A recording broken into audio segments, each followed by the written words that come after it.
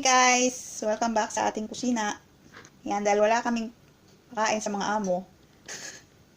Hapunan namin ng aming ipapakita sa inyo. Simplehan lang natin pero gawin natin kaaya-aya. Charot. Pork chop. I-tenderize lang natin ang ating pork chop. Simpleng luto lang to. Mabilisan dahil gutom na kami. At ito mabilis. Yan. Sa kabila.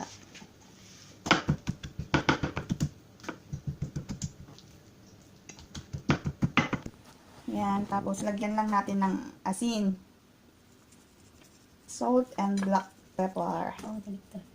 Black pepper.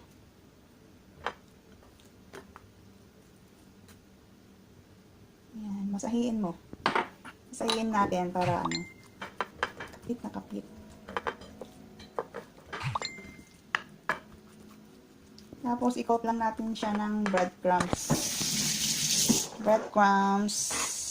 Yan. Ayan, pwede na tayong magprito. Ayan, nagpainit na ako ng mantika. Pwede na natin ilagay ang ating pork chop. Ayan, habang piniprito natin ang ating pork chop, gawa naman tayo ng potato and egg salad. Ito ang kanyang mga ingredients. Boiled potato, egg, na na-chop ko na. Green peas, pickled chillie, pickled na, ano to? Cucumber, red onion, salt to taste. Asan paminta? Black pepper, mayonnaise, tsaka mustard. Black pepper. Paghalo-haluin ko lang, guys. Ikaw nga mayang. Ihalo mo yung ano, patatas.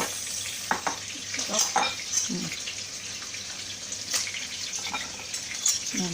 Lagay lang natin lahat ng gulay. Huwag muna yung asin.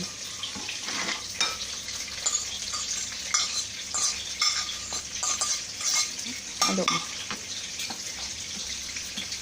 Diba makulay? Makulay ang mundo ng salad ni Mayan. Tapos lagyan natin ng mga 3 tablespoon na mayonnaise. Isulit mo lang.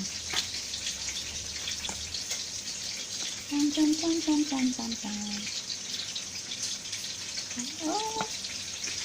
Tapos 1 teaspoon na mustard.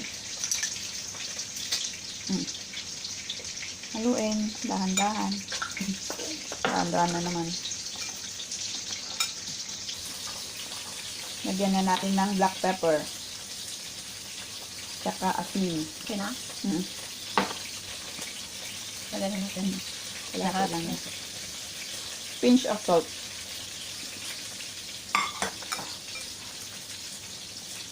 Yan, ready na yan. Lagay muna natin sa ref. Balik tayo sa ating pork chop. Balik rin na natin. Dahil matalsik, balikan ko na lang kayo mamaya pag luto na. Ito na guys, luto na. Lagyan lang natin siya ng balsamic glaze. Ayan. Lagyan ko lang ng balsamic glaze.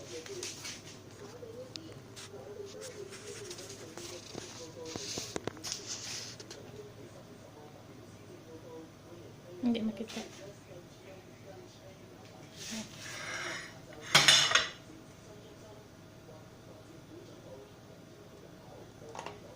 Diba? Pinasosyal ang pagkain ng kung yan.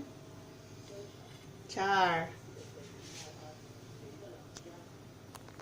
Okay guys, tapos na. Kain na. Bye! Bye!